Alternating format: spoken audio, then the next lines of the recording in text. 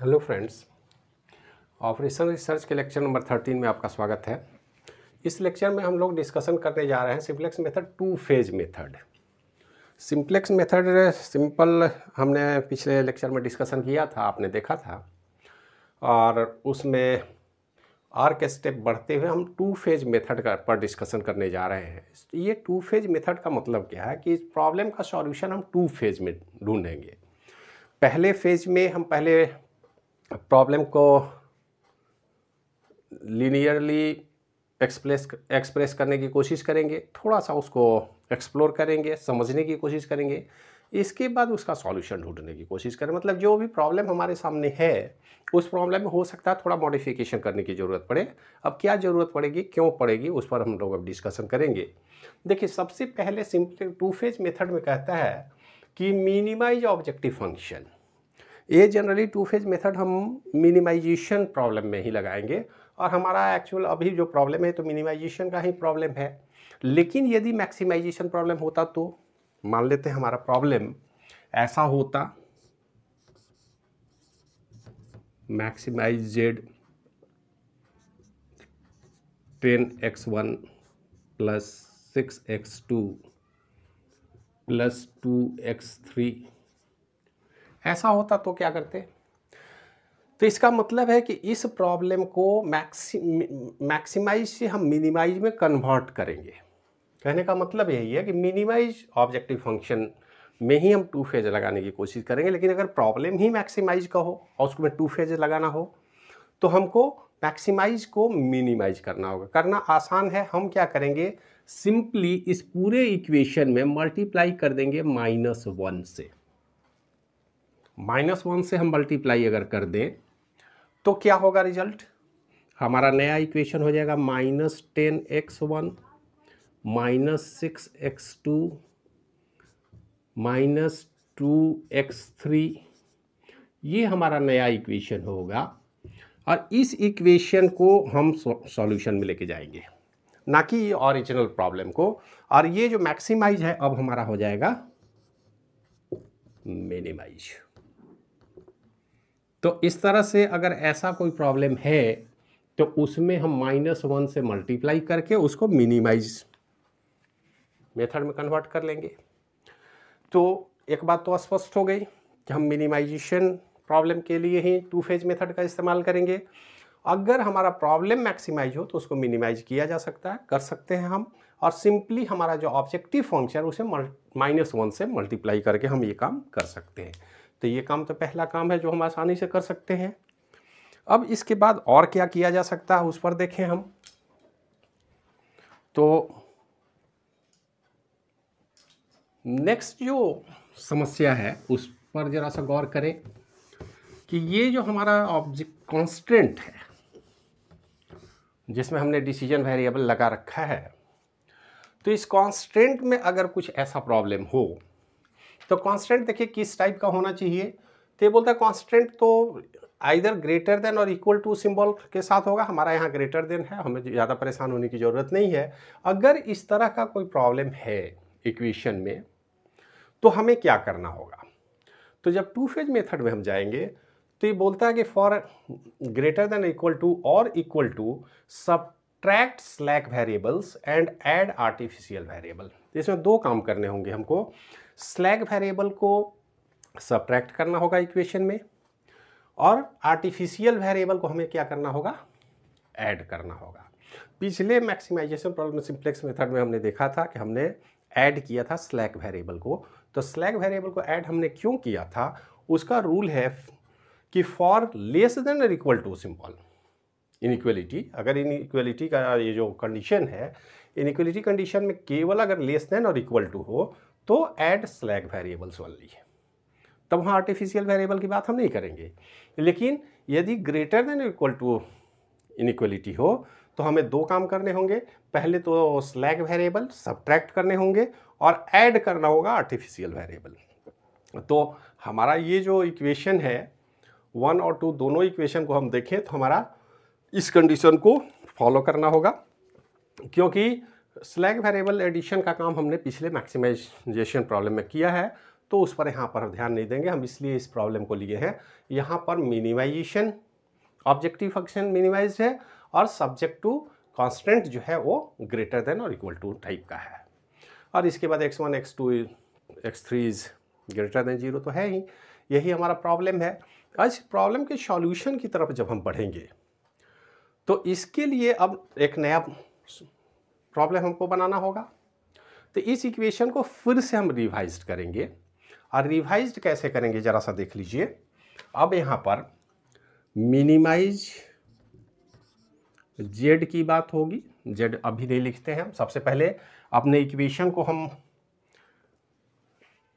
थोड़ा सा मॉडिफाई करें। तो इक्वेशन को जब हम मॉडिफाई करेंगे तो हमारा नया जो कैनोनिकल इक्वेशन बनेगा, इसी इक्वेशन में अब चूंकि हमको स्लैग वेरिएबल सब्ट्रैक्ट करना है, आर्टिफिशियल वेरिएबल ऐड करना है, तो नया इक्वेशन क्या होगा। तो देखिए, पहला -x1 प्लस x2, इसको प्लस x3, यहाँ तक में तो कोई दिक्कत नहीं है। -x1 plus x2 plus x3 जो हमारा मेन इक्वेशन है। अब इसमें हमें सब्ट्रैक्ट करना है स्लैग वेरिएबल, तो इसमें हम करेंगे -s1, स्लैग वेरिएबल हमने s1 ऐड किया, और ऐड करेंगे a1 हमारा आर्टिफिशियल वेरिएबल होगा, तो -s1 प्लस a1। अब यहाँ पर इक्वल टू आप लगा सकते हैं 1। ये नया हमारा कांस्टेंट बन रहा है। अब दूसरे में हम क्या करेंगे जरा देखिए, 3x1 प्लस x2, सॉरी ये हमारा माइनस है तो इसको माइनस ही हम लिखें, -x3 माइनस s2, इसमें स्लैग वेरिएबल s2 हम रखते हैं, आप plus a2 is equal to 2।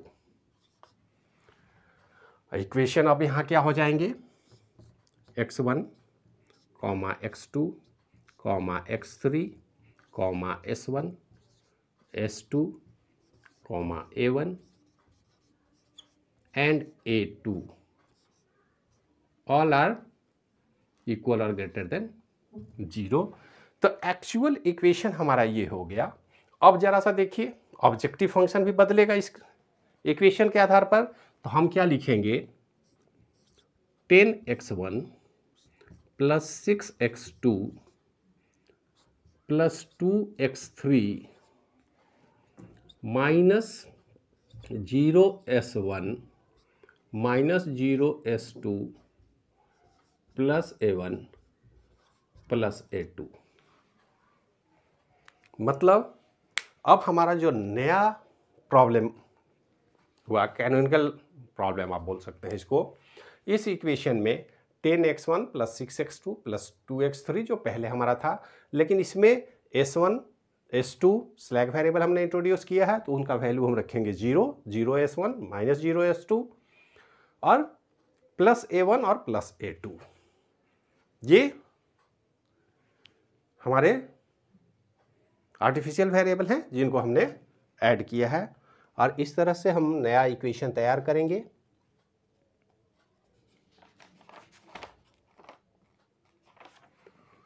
तो इस इक्वेशन यहाँ पर माइनस करने की ज़रूरत नहीं है, यहाँ तो हम प्लस ही करेंगे इक्वेशन में, क्योंकि 0 वैल्यू हम ले रहे हैं। तो ये हमारा नया इक्वेशन हो गया। लेकिन सॉल्यूशन अब फेज 1 में ये भी लेकर के नहीं जाएंगे। अब इस इक्वेशन को और हम थोड़ा सा मॉडिफाई करेंगे, और फाइनल जो हमारा इक्वेशन तैयार होगा,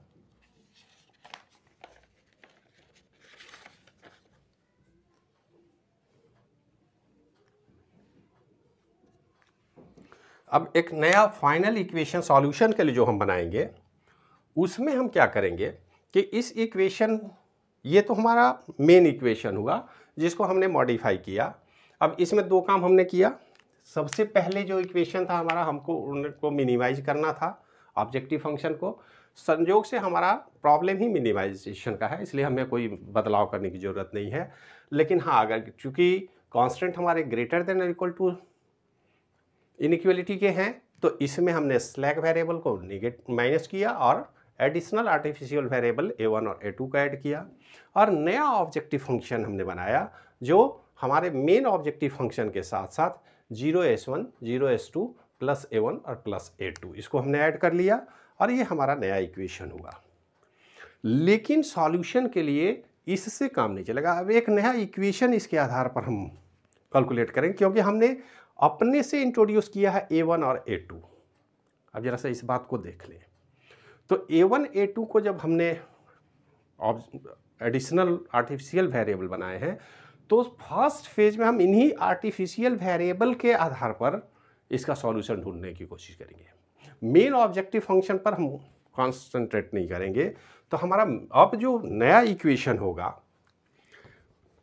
न्यू इनइक्वलिटी जो होगा वो होगा मिनिमाइज जेड। इसमें हम वैल्यू ले लेंगे a1 प्लस a2, ये जो इंट्रोड्यूस हमने किया है a1 प्लस a2, और इसके लिए जो नया इक्वेशन हमारा होगा माइनस x1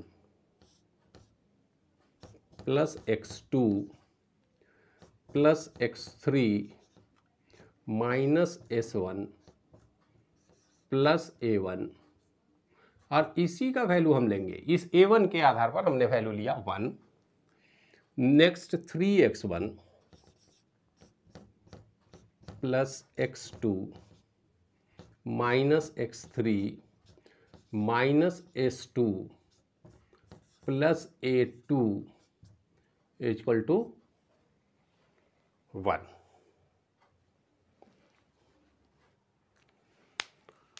तो ये हमारा नया इक्वेशन हुआ जिस पर अब हम सॉल्यूशन बनाने की कोशिश करेंगे। अब इस नए इक्वेशन को अगर हम गौर से देखें तो फिर हमारा ये जो कंडीशन है वो तो वही है, x1, x2, x3, s1, s2, a1 and a2 is greater than equal to 0। ये हमारे लिए एक नया प्रॉब्लम एराइज होता है जो कि आर्टिफिशियल वेरिएबल हमने इंट्रोड्यूस किया है अपने इक्वेशन में। तो इस आर्टिफिशियल वेरिएबल के आधार पर अब हम सॉल्यूशन बनाने की कोशिश करेंगे। इस इक्वेशन की अभी बात नहीं कर रहे हैं। तो एक्चुअल हमने क्या किया, हमारे सामने प्रॉब्लम था, हमने उसको रीड किया कि हमारा प्रॉब्लम मिनिमाइजेशन है या मैक्सिमाइजेशन का है। अगर मैक्सिमाइजेशन का होता तो हम -1 से ऑब्जेक्टिव फंक्शन को मल्टीप्लाई करके इसको बना लेते मिनिमाइजेशन। यहाँ पर मिनिमाइजेशन का ही प्रॉब्लम है, मिनिमाइज इक्वेशन है, तो हमें ऑब्जेक्टिव फंक्शन को मिनिमाइज ही रखना है। मैक्सिमाइज है तो मिनिमाइज करेंगे, मिनिमाइज है तब तो कुछ भी करने की ज़रूरत नहीं है। दूसरा जो कांस्टेंट है हमारे पास सब्जेक्ट टू, तो ये जो हमारा इनइक्वलिटी है, इस इनइक्वलिटी में हमारे पास decision variable x1 x2 x3 तो है, इसमें एडिशनल हमें जोड़ना होगा स्लैक वेरिएबल और आर्टिफिशियल वेरिएबल। स्लैक वेरिएबल हम माइनस करेंगे और आर्टिफिशियल वेरिएबल हमने ऐड किया है, आर्टिफिशियल वेरिएबल हम इसमें ऐड करेंगे। तो हमारा नया इक्वेशन तैयार हो गया, -s1 प्लस a1 a2। दो हमने इंट्रोड्यूस किया क्योंकि दो ही इक्वेशन है, इक्वेशन 1 और 2। ये हमारा पहला इक्वेशन है, ये हमारा दूसरा इक्वेशन है। तो दोनों ही इक्वेशन में हमने ऐसा किया। कई बार ऐसी स्थिति आएगी कि एक इक्वेशन हो सकता है, मान लेते हैं यहाँ पर अगर तीसरा इक्वेशन होता 2x1 plus x2 is less than equal to, इसको जरा हम मिटा लें, इज लेस देन और इक्वल टू 4। अगर ऐसा इक्वेशन होता, या हो सकता है x3 भी होता, यहाँ पर 4 के जगह पर हम plus x3 is less than equal to 4, एक ही इक्वेशन में अगर ऐसा होता तो इसमें हम सिर्फ स्लैक वेरिएबल ऐड करेंगे। देखिए यहाँ पर स्लैक वेरिएबल को सब्ट्रैक्ट करना होगा, लेकिन यहाँ पे हम अगर लेस देन कांस्टेंट होगा तो हम स्लैक वेरिएबल को ऐड करते। लेकिन हमारा प्रॉब्लम छोटा सा है, क्योंकि आसानी से हम समझना चाह रहे हैं, इसलिए इसकी बात हम नहीं कर रहे हैं। मतलब हमारे पास मैक्सिमाइजेशन हो, मिनिमाइजेशन ऑब्जेक्टिव फंक्शन हो, उसको मिनिमाइज कर लेंगे। हमारे पास जो कांस्टेंट है इसको ज़रा ध्यान से देखेंगे। अगर ग्रेटर देन और इक्वल टू या इक्वल टू टाइप के हैं, इनइक्वलिटी के हैं, तो अगर ग्रेटर देन इक्वल टू है तो उसमें स्लैक वेरिएबल माइनस करेंगे, ऐड करेंगे आर्टिफिशियल वेरिएबल। अगर लेस देन कांस्टेंट है तो उसमें सिर्फ स्लैक वेरिएबल को ऐड करेंगे, सब्ट्रैक्ट नहीं करेंगे वहाँ। और यहाँ उसके बाद एक नया कैनोनिकल इक्वेशन हम बनाएंगे जो हमारा इस प्रॉब्लम का सॉल्यूशन एग्जैक्ट जो अब ये हमारा एक तरह से कैनोनिकल इक्वेशन हो गया। और ये इक्वेशन इसी को मॉडिफाई करके बनाएंगे, चूंकि हमने स्लैक वेरिएबल ऐड किया, आर्टिफिशियल वेरिएबल ऐड किया, तो इसके आधार पर ऑब्जेक्टिव फंक्शन में भी हमने ऐड कर लिया उनको, और ये हमारा नया इक्वेशन तैयार हो गया। अब इस इक्वेशन से को 2 फेज में सॉल्यूशन लेना है। तो फर्स्ट फेज में हमने आर्टिफिशियल वेरिएबल जो ऐड किया उनके आधार पर सॉल्यूशन बनाएंगे। आर्टिफिशियल वेरिएबल को ही हम अपने ऑब्जेक्टिव फंक्शन में ऐड करेंगे और केवल उनके आधार पर इसका सॉल्यूशन ढूंढने की कोशिश करेंगे। उसके बाद हम मेन प्रॉब्लम पर जाएंगे। तो फेज 1 में हम जो भी आर्टिफिशियल वेरिएबल इंट्रोड्यूस किया है उस आर्टिफिशियल वेरिएबल को के आधार पर हम सॉल्यूशन ढूंढने की कोशिश करेंगे और उसको बनाएंगे। वही बात यहाँ फेज 1 में कि use simplex method with revised objective function. Revised objective function ये हमारा हो गया, मतलब हमारा मेन फंक्शन है ये कैनोनिकल फंक्शन है, इसको हम लोग जनरली बोलते हैं कैनोनिकल फंक्शन। और हमने एक रिवाइज्ड इक्वेशन तैयार किया और ये रिवाइज्ड इक्वेशन का सॉल्यूशन हम फर्स्ट फेज में लेंगे। Use simplex method with revised objective function, check whether the objective function value is 0 in optimal table. अब इसके आधार पर हम ऑप्टिमल टेबल बनाएंगे। ऑप्टिमल टेबल बनाने के लिए इस इक्वेशन के सॉल्यूशन पर हम ध्यान देंगे और उसका सॉल्यूशन जब मिल जाएगा तब फिर हम फेज 2 में जाएंगे और मेन जो हमारा प्रॉब्लम है उसका सॉल्यूशन हम निकालने की कोशिश करेंगे। तो इसको जरा रब करते हैं फिर आगे बढ़ते हैं।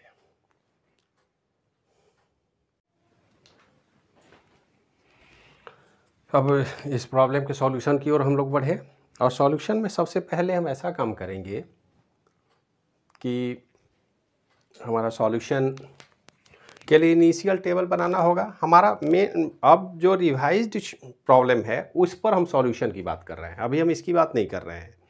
तो चाहे मेन फंक्शन की बात हो, कैनोनिकल इक्वेशन की बात हो, उसकी बात हम नहीं कर रहे हैं। हम सीधे रिवाइज्ड जो हमने बनाया है अपना इक्वेशन उसके आधार पर अब देखिए इनिशियल टेबल हमने बनाया है। हमारे पास जो बेसिक वेरिएबल यहाँ पे हैं कौन से हैं, x1, x2, x3, s1, s2, a1 और a2, वही हमने लिख रखा है x1, x2, x3, s1, s2, a1, a2।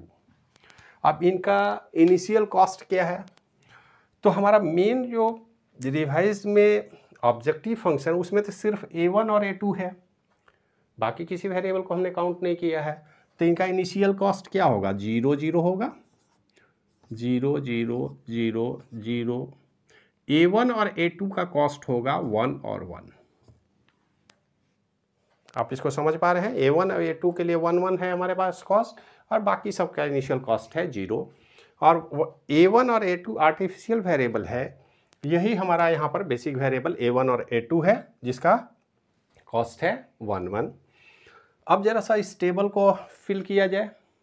Table fill करना बहुत ही आसान है, जैसा कि आप जानते हैं, आपने किया भी है। अब इस इक्वेशन के आधार पर इसके वैल्यू को हम पुट कर लेंगे। x1 -1, x2 1, x3 1, s1 -1, s2 0, first equation में s2 नहीं है, a1 1, a2 0। इसी तरह दूसरे a2 के लिए हम इक्वेशन बनाएंगे। a2 के लिए क्या है, 3 देन 1 -1, s1 0, ये है -1 0, s2 1, s2 -1, a1 0, a2 -1। और इनका जो हमारा सॉल्यूशन है 1 और 2, तो ये भी हमारे पास अवेलेबल है। तो इस तरह से इनिशियल टेबल को हमने फिलअप कर लिया। ये फिलअप करना बहुत ही आसान है। आप इक्वेशन में जो भी हमारे पास कांस्टेंट वैल्यू है उसी को हमने यहाँ पर ऐड कर रखा है। अब असली काम है ZJ काउंट करना। ZJ काउंट करने का मतलब है ZJ जो है वो हम करेंगे CBI इंटू, इसको आप बेसिक वेरिएबल को काउंट करेंगे। कैसे, जरा सा देख लीजिए। ZJ वैल्यू CBI है 1 into x1, 1 into 1 -1 plus 1 into 3, मतलब ये कॉस्ट होगा पहला 1 इंटू -1 प्लस 1 इंटू 3, ये कॉस्ट होता है -1 प्लस 3, ये आ जाएगा 2। तो ये कॉस्ट हो गया 2, यहाँ पर ZJ का वैल्यू हुआ 2। इसके लिए हम काउंट करेंगे तो 1 इंटू 1 1 प्लस 1 और into 1 2, 1 into 1 plus 1 into -1 0, 1 into -1 -1 plus 1 into 0 -1, 1 into 0 plus 1 into -1 -1, 1 into 1 plus 1 into 0 1, और 1 इंटू 0 प्लस 1 इंटू -1 -1। तो ये हमारे अलग अलग कॉस्ट आ गए।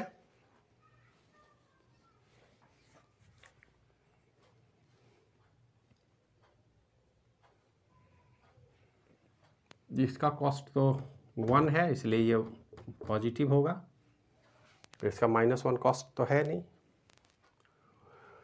तो अब CJ माइनस ZJ का वैल्यू निकालना। CJ माइनस ZJ का वैल्यू क्या होगा? CJ हमारा 0 है, ये 2 है, 0 - 2 -2, 0 - 2 -2, 0 - 0 0, 0 - -1 +1, 0 - -1 +1, 1 - 1 0, 1 - 1 0। अब इसको गौर से देखिए, हमने क्या किया। सबसे पहले तो ये दोनों वैल्यू हमने काउंट किया इक्वेशन के आधार पर।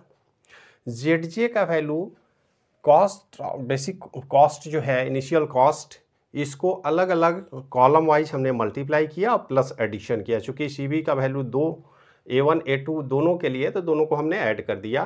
1 इंटू -1, जैसा कि हमने यहाँ दिखाया है।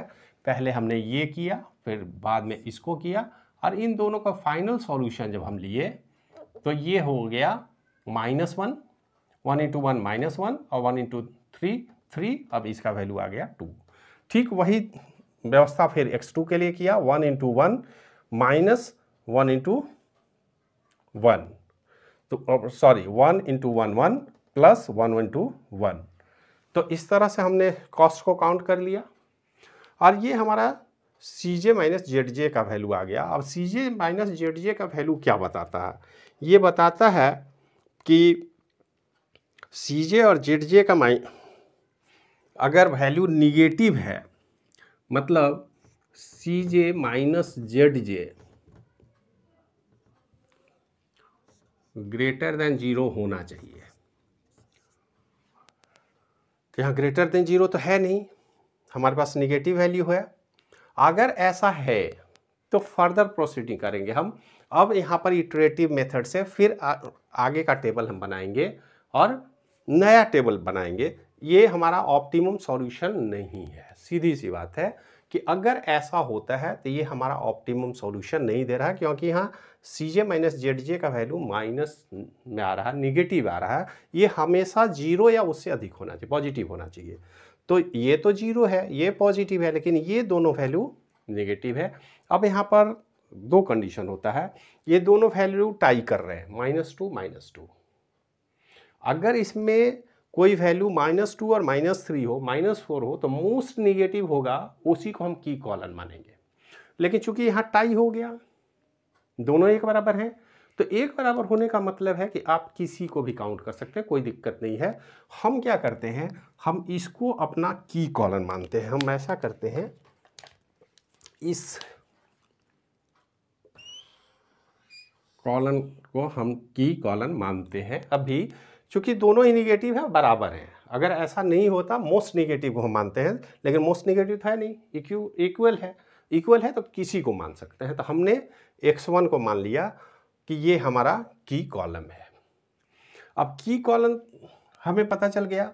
अब इसमें हमें निकालना होगा रेशियो। सॉल्यूशन तो हमारे पास यहाँ है, लेकिन अब इसका रेशियो निकालेंगे। और रेशियो कैसे निकलेगा? रेशियो निकालने का सिंपल सा तरीका है कि हमारे पास जो भी की वैल्यू है उसको डिवाइड करेंगे सॉल्यूशन से। तो सॉल्यूशन में अगर डिवाइड करेंगे तो -1 डिवाइड बाई 1 -1, 3 डिवाइड बाई 2 3/2। अब 3 डिवाइड बाई 2 3/2 जो हो रहा है वो हमारा क्या होगा? मैक्सिमम होगा। तो इसको हम अब मान लेंगे की रो। अब जरा सा देख लीजिए, अब हमारे पास ये आ गया की रो।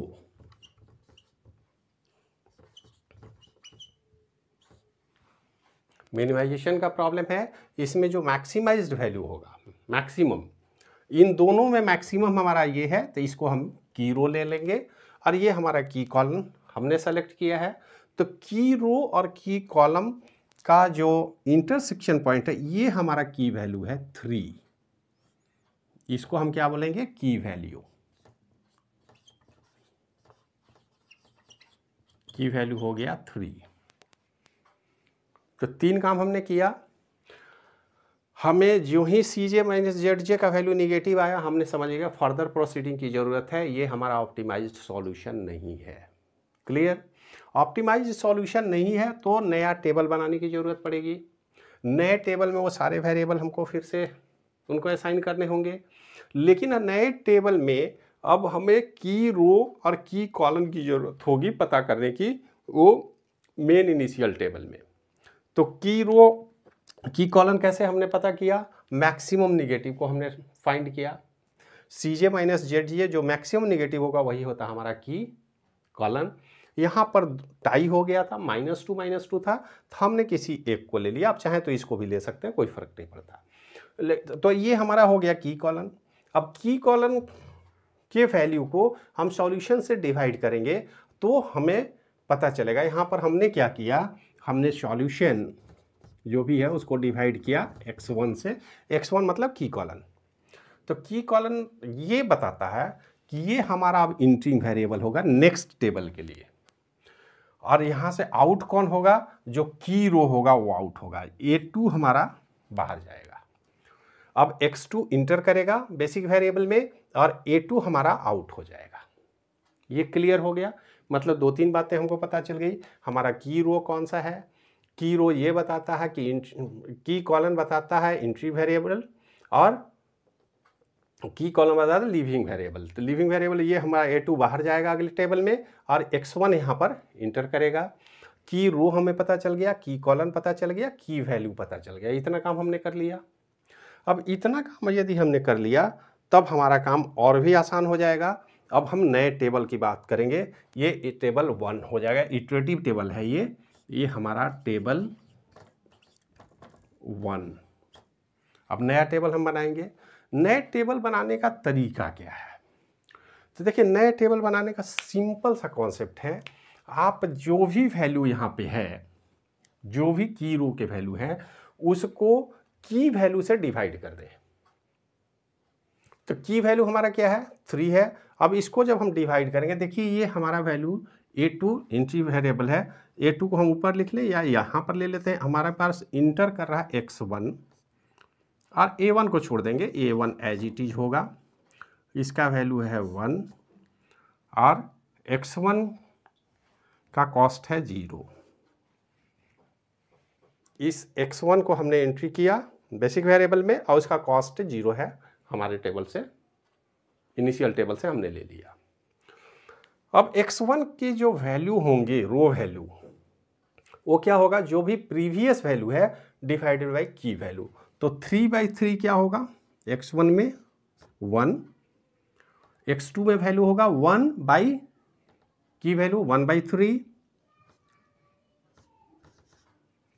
x3 -1 है तो -1/3, इसको इस तरह से ही लिखते हैं, -1/3, S1 0 है तो 0/3 0, S2 -1/3 -1/3, बार बार गलत मत लिखा भाई, -1/3, A1 0 0/3 0। अब यहाँ चूंकि A2 हमारा लिविंग वेरिएबल है, A2 बाहर जा रहा है, तो A2 का वैल्यू यहाँ पर डालने की ज़रूरत नहीं है, आप छोड़ सकते हैं, हमने छोड़ दिया है। आप चाहें तो लिख लें, लेकिन उसका कोई मतलब नहीं क्योंकि वो अब यहाँ से आउट हो चुका है। तो ये हमारा नया टेबल बना और नए टेबल का वैल्यू हमने नए की रो में जो इंट्रिंग वेरिएबल हुआ x1 के लिए हमने वैल्यू लिखा, जो भी प्रीवियस वैल्यू था उसमें डिवाइडेड बाई की वैल्यू करके हम सारे कॉलम को फिल कर लिया। ये काम हो गई। अब सवाल है कि A1 का नया वैल्यू क्या होगा, A1 का नया वैल्यू क्या होगा, इसके लिए अब एक फॉर्मूला की जरूरत पड़ेगी। न्यू वैल्यू देखिए क्या होता है, new value of basic variable A1, यहाँ पर हम ऐसे लिख लेते हैं BV A1। अब A1 के लिए नया वैल्यू ये नहीं होगा, पुराना वैल्यू हम नहीं लेंगे, हम नया वैल्यू कैलकुलेट करेंगे। नया वैल्यू कैलकुलेट करने का फॉर्मूला क्या है, ओल्ड वैल्यू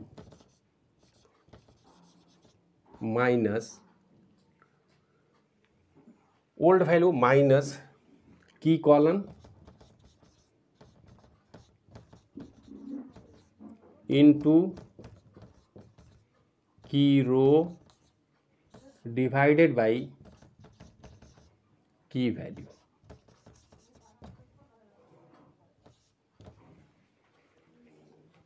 इस फॉर्मूला को जरा देखिए, ओल्ड वैल्यू क्या है, -1, जरा एक कैलकुलेट करके हम देख लें ताकि हमें कोई कंफ्यूजन ना हो। हम यहीं पे कैलकुलेट करते हैं,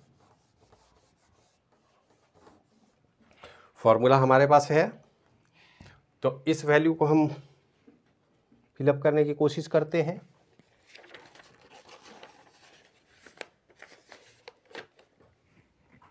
अब ये वैल्यू है ओल्ड वैल्यू -1 माइनस की कॉलम वैल्यू भी -1 है, -1 इंटू की रो वैल्यू क्या है 3 और बाई 3 क्या हो जाएगा, -1 + 1 = 0। मतलब ये वैल्यू हमारा हो गया 0। हमने कैसे निकाला, -1 ओल्ड वैल्यू माइनस की कॉलम वैल्यू यही है इनका, इंटू की रो वैल्यू 3 और बाई की वैल्यू 3। ये हमारा पहला वैल्यू आ गया 0। नेक्स्ट वैल्यू क्या होगा, अब नेक्स्ट जो टेबल हम बनाएंगे x2 के लिए, तो x2 के लिए वैल्यू क्या होगा जरा देख लिया जाए। एक और निकाल ले तो हम आसानी से समझ जा पाएंगे। हमारा ओल्ड वैल्यू है 1 माइनस की रो वैल्यू -1 इंटू की कॉलम वैल्यू क्या है 1 और डिवाइडेड बाई 3 = 1 प्लस 1 इंटू -1 और -1 इंटू +1/3 = इसको आप 3 + 1/3 = 4/3 लिख सकते हैं। तो ये हमारा वैल्यू हो गया 4/3। बात समझ में आई? एक दो और कर लेते हैं तो बिल्कुल क्लियर हो जाए हम क्या कर रहे हैं। फॉर्मूला हमारा यही है। अब इसके बाद नेक्स्ट वैल्यू जरा देखिए, नेक्स्ट x3 का वैल्यू है 1, तो 1 -1 की, फिर वही -1 इंटू की वैल्यू -1/3, तो 1 -1 -1/3 = 3 -1 = 2/3। तो नेक्स्ट वैल्यू हमारा हो गया 2/3। हम आशा रखते हैं अब आप समझ गए होंगे। एक और वैल्यू हम ले लें ताकि बिल्कुल क्लियर हो कॉन्सेप्ट।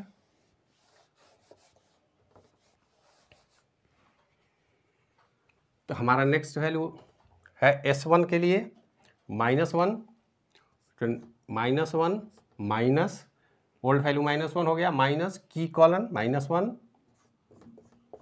इंटू S1 का है की रो वैल्यू 0/3। तो इसका जो भी वैल्यू हो वो फाइनली क्या हो गया, -1 -1 इंटू 0/3, 0 -1 -0 = -1। तो हमारा ये वैल्यू हो गया -1। S2 का वैल्यू क्या है 0, तो यहाँ पर फिर से निकाल लेते हैं। मतलब सीधा तरीका है, कुछ करने की ज़रूरत नहीं है। आपके पास ओल्ड टेबल है, सामने नया टेबल है, S2 का वैल्यू हमें चाहिए, तो S2 वैल्यू को हम यहाँ काउंट करेंगे। ओल्ड वैल्यू है 0 माइनस की कॉलम वैल्यू -1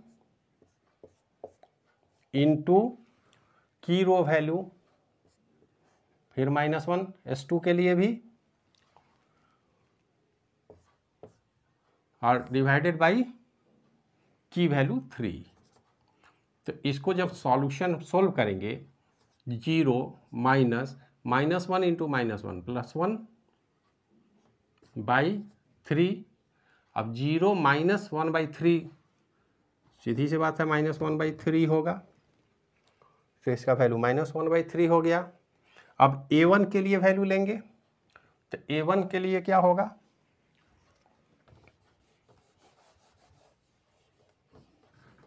A1 में वैल्यू है हमारा 1, तो ओल्ड वैल्यू 1 माइनस की कॉलम वैल्यू -1 इंटू की रो वैल्यू 0/3, तो 1 - 0 सीधे हो जाएगा, ये वैल्यू होगा 1। तो ये हमारा नया टेबल तैयार हो गया। इस टेबल का हर वैल्यू हमने कैलकुलेट किया। कैलकुलेट करने का फॉर्मूला यही है, ओल्ड वैल्यू इंटू की कॉलम इंटू की रो और डिवाइडेड बाय की वैल्यू। तो इस तरह से हमने एक नया टेबल बना लिया। दोनों ही वेरिएबल के लिए हो गया हमारे पास बेसिक वेरिएबल इस इटरेटिव फर्स्ट टेबल में A1 और X1 है। अब इसमें भी वही कैलकुलेशन ZJ और CJ - ZJ निकालना होगा, जो आप आसानी से निकाल सकते हैं। अब ZJ का वैल्यू कैसे निकाला जाए, तो जरा सा देख लिया जाए। ZJ का वैल्यू हम लोग कैलकुलेट कर लें। 1 into 0 0 plus 0 into 1 0, 1 into 4/3 4/3 plus 0 into 1/3 4/3, 1 into 2/3 x3 का हम निकाल रहे हैं। 1 इंटू 2/3 2/3 इंटू 0, तो इसमें 2/3, 1 into -1 -1 0 into 0 -1, 1 into -1/3 -1/3, 1 into 1 plus 0 into 0 1। तो ये हमारा वैल्यू आ गया। इसको ज़रा साफ से लिख लिया है -1/3। अब ये वैल्यू निकल गया तो सी जे माइनस जेड जे भी निकल जाएगा। सी जे का वैल्यू तो हमने लिखा नहीं, पहले हमको उसका वैल्यू लिखना होगा। ये हम जानते हैं कि ये सारे वैल्यू 0 0 0 0 0 और ये है 1। A1 का वैल्यू 1 है, A2 तो हमारा छोड़ के चल जा चुका है। तो सी जे माइनस जेड जे जरा निकाला जाए। 0 minus 0 0 0 minus 4/3 -4/3 0 minus 2/3 -2/3 0 minus -1 1 0 minus -1/3 तो 0 माइनस -3 1/3 1/3 और 1 माइनस 1 0। अब जरा सा देखिए क्या C J minus Z J is greater than 0 है? नहीं, अभी तो दो वैल्यू है हमारे पास और दोनों ही वैल्यू निगेटिव आ रहे हैं। इसका मतलब है कि फिर से एक नया टेबल हमें बनाना होगा और मतलब अभी प्रोसीड फर्दर प्रोसीडिंग की ज़रूरत है। हमारा ये जो कंडीशन है ये मीट नहीं हो रहा। सी जे माइनस जेड जे का वैल्यू 0 या उससे बड़ा होना चाहिए। तो यहाँ तो आ रहा है, लेकिन अभी दो वैल्यू ऐसे हैं जो यहाँ पर निगेटिव में है। तो फर्दर प्रोसीड करना होगा। फर्दर प्रोसीड करने के लिए अब इसी टेबल को हम क्या करते हैं, मिटा लेते हैं इसके वैल्यू को केवल। अब जरा सा देखें, अब इसमें हमारा की रो जो है, की रो मैक्सिमम पॉजिटिव वैल्यू ये है, तो इसके आधार पर हम निकाल लेंगे और इसको निकालेंगे। तो ये हमारा की रो होने जा रहा है। नेक्स्ट, अगर ये हमारा की रो है तो की वैल्यू हो गया 4/3। अब इस टेबल में की वैल्यू फिर हमारा चेंज हो गया, ये हो गया 4/3। अब जरा सा देखिए, नया वैल्यू, नया टेबल हमको बनाना होगा। अब इनिशियल टेबल ये नहीं है, इटरेटिव टेबल नंबर 2 है। टेबल नंबर 2, टेबल नंबर 1 हमने बनाया। अब टेबल 1 में से चूँकि ये हमारा ऑब्जेक्टिव फंक्शन ऑप्टिमाइज्ड रिजल्ट नहीं दे रहा है, तो नया अब हमको बनाना होगा टेबल। और नया टेबल आप अलग से बनाएंगे, हमने बने हुए टेबल में थोड़ा सा मॉडिफाई करके बना लिया है। अब यहाँ पर एंट्री वेरिएबल क्या होगा? एंट्री वेरिएबल x2 है और लीविंग वेरिएबल होगा a1। a1 की रो है, a1 निकलेगा और x2 इंटर करेगा। तो यहाँ पर सबसे पहले हम क्या करें, x2 को इंटर करा देते हैं। x1 पहले से है, x1 का वैल्यू ऑलरेडी 0 था, x2 का भी वैल्यू 0 है, तो इसको हम ले लेंगे। अब की रो वैल्यू ही नया ट्रांसफ़र होगा और ये किसके लिए होगा? x2 के लिए, क्योंकि ये आउट हो रहा है, x2 हम इंटर करा रहे हैं। तो इंटर जब हम कराएंगे तो यहाँ से अब a1 आर्टिफिशियल वेरिएबल की भी ज़रूरत हमें नहीं है। हमारा न्यू टेबल इतना ही में कंप्लीट हो जाएगा। तो चूँकि a1 पहले आउट हो चुका था, a2 और a1 अभी आउट होगा, तो नया वैल्यू जो होगा उसके सारे वैल्यू डिवाइडेड बाई की वैल्यू। की वैल्यू क्या है? 4/3। तो x1 के जगह पर क्या होगा? x2 का x1 में वैल्यू क्या होगा? तो 0/4/3 0 होगा। यहाँ इसमें तो कुछ भी सोचने की ज़रूरत नहीं है।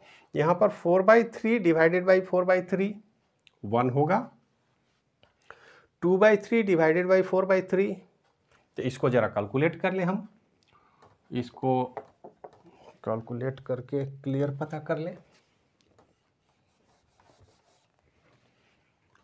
यहाँ पे वैल्यू है 2/3 x3 में, तो 2/3 divided by 4/3 equal to 2/3 into 3/4 equal to 2/4 equal to 1/2। तो हमारा नया वैल्यू होने जा रहा है 1/2। 1/2 होगा। S1 के लिए नया वैल्यू क्या होगा?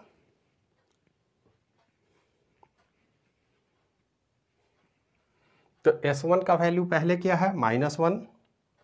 और इस -1 डिवाइडेड बाई 4/3, तो -1 डिवाइडेड बाई 4/3 हम कैलकुलेट कर लें। हमारा वैल्यू है -1, नया वैल्यू क्या होगा? तो -1 और डिवाइडेड बाई 4/3, तो -1/4 इंटू 3 इक्वल टू -3/4। तो नया वैल्यू हमारा होने जा रहा है -3/4। S2 का नया वैल्यू क्या होगा? S2 का वैल्यू है -1/3। अब जरा सा इसको भी हम देख लें। S2 का नया वैल्यू है -1/3। हमें नया वैल्यू फाइंड करना है, तो -1/3 डिवाइडेड बाई 4/3 जो हमारा की वैल्यू है, तो equal to -1/3 into 3/4 equal to -1/4। तो ये नया वैल्यू हुआ -1/4। तो इस तरह से हमारा वैल्यू निकल गया। अब यहाँ पर ये वैल्यू है 5/3, तो इसका सॉल्यूशन क्या होगा? सॉल्यूशन भी हम यहीं पे निकाल लेते हैं, कोई दिक्कत नहीं है। सॉल्यूशन 5/3 है डिवाइडेड बाई 4/3। तो 5/3 डिवाइडेड बाई 4/3 होगा तो क्या हो जाएगा? हेलो फ्रेंड्स, अब देखिए पहला सॉल्यूशन हमको ऑप्टिमाइज सॉल्यूशन मिल गया है, लेकिन वो रिवाइज्ड फंक्शन के लिए मिला था, रिवाइज्ड ऑब्जेक्टिव फंक्शन के लिए। अब उसको हम अपने ओरिजिनल प्रॉब्लम में लेके जाएंगे। ओरिजिनल प्रॉब्लम में ले जाने का, अब देखिए फेज़ 2 की बात हम करें। फेज़ 1 में हमने वेरीफाई कर लिया कि हमारा वैल्यू CJ - ZJ 0 से पॉजिटिव होना चाहिए, और ये वैल्यू टेबल हमारा तैयार है। अब उसके बाद एक नया टेबल हम बनाएंगे। सेम, हमें बहुत कुछ अब इस टेबल में करने की ज़रूरत नहीं है, सिर्फ केवल डिफरेंस ये है, देखिए वैल्यू सारे वही हैं, 0, 1, 1/2, -3/4, -1/4, 5/4।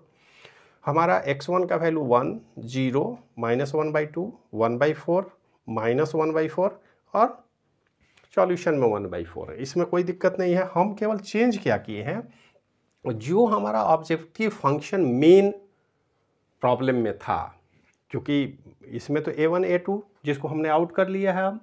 अब हमारा ऑप्टिमाइज सॉल्यूशन मिल गया है, जिसमें हमारा आर्टिफिशियल वेरिएबल अब मौजूद नहीं है। तो आर्टिफिशियल वेरिएबल तो चला गया, लेकिन अब मेन जो हमारा प्रॉब्लम है, उस प्रॉब्लम के सॉल्यूशन के लिए हमको z का वैल्यू यहाँ पर x1 में देखिए मेन प्रॉब्लम में 10, x2 6 और x3 2 है। उसको हम CJ वैल्यू कॉस्ट डाल देंगे, जो हमारे पास वेरिएबल थे, डिसीजन वेरिएबल का जो भी कॉस्ट है वो अपने मिनिमाइज फंक्शन में हम डालेंगे 10, 6 और 2। और यहाँ भी बेसिक वेरिएबल का कॉस्ट हमारा x2 के लिए होगा 6 और x1 के लिए है 10। ये हमने बना लिया। यहाँ भी अब हम कैलकुलेट कर लेंगे ZJ का वैल्यू। तो ZJ का वैल्यू आप जानते हैं, 6 इंटू 0 प्लस 10 इंटू 1 10। x2 के केस में 6 into 1 plus 10 into 0 6, 6 into 1/2 3 into 10 into -1/2, तो 3 इंटू -5 ये हो जाएगा 2। आप इसको देख लें, ये 10, ये -2 होगा। यहाँ पर 6 into -3/4 in plus 10 into 1/4, total cost value आएगा ये -2। 6 इंटू -1/4 प्लस, आप इसको ऐसे कर लें, 6 इंटू -1/4 प्लस 10 इंटू -1/4, ये दोनों कॉस्ट है हमारा। तो ये टोटल वैल्यू क्या हो जाएगा, -6/4 प्लस -10/4, -6 -10 तो -16/4 इक्वल टू -4। तो ये हमारा फाइनल कॉस्ट यहाँ क्या हो जाएगा, -4। इसी तरह से सारे वैल्यू हमने कैलकुलेट कर लिया। फिर सॉल्यूशन में चले जाए, 6 इंटू 5/4, तो इस कैलकुलेशन को भी कर लें। 6 इंटू 5/4 प्लस 10 इंटू 1/4 मतलब 30/4 plus 10/4 equal to 40/4 equal to 10। तो ये वैल्यू हो गया हमारा 10। इसमें कोई कन्फ्यूजन नहीं है। अब इसका भी जरा सी जे माइनस जेड जे कैलकुलेट, तो 10 minus 10 0, 6 minus 6 0, 2 minus minus 2 4, 2 minus minus 2 0 minus minus 2 2, 0 minus minus 4 4। अब आप यहाँ देख लें कि सी जे माइनस जेड जे का वैल्यू यहाँ भी 0 या उससे अधिक है, निगेटिव नहीं है। इसका मतलब ये हमारा ऑप्टिमम सॉल्यूशन है। ऑप्टिमम सॉल्यूशन का कॉस्ट है जेड का 10। आप चाहें तो मेन इक्वेशन में और अपने ऑब्जेक्टिव फंक्शन में इस वैल्यू को पुट कर दें। x1 का वैल्यू क्या है? x1 का वैल्यू है, आप यहाँ पर देख लें, 1/4 और x2 का वैल्यू है 5/4। सॉल्यूशन तो यही है। तो इस इक्वेशन में आप चाहें तो यहाँ पर पुट कर लें 10x1 plus 6x2 plus 2x3। तो यहाँ पर x1 का वैल्यू है 1/4, तो 10 इंटू 1/4 प्लस 6 इंटू 5/4 जो हमने निकाला है, प्लस x3 का वैल्यू क्या है? x3 का तो कोई कॉस्ट नहीं है ऑप्टिमाइज सॉल्यूशन में, तो x3 को कर देंगे 0, 2 इंटू 0, 0 इंटू 2 नहीं, 2 into 0 is equal to 10/4 plus 30/4 plus 0 equal to 10।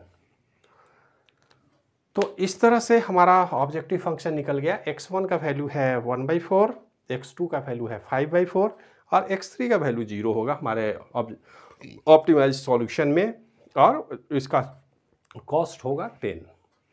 तो इस तरह से ये हमारा वीडियो कंप्लीट होता है।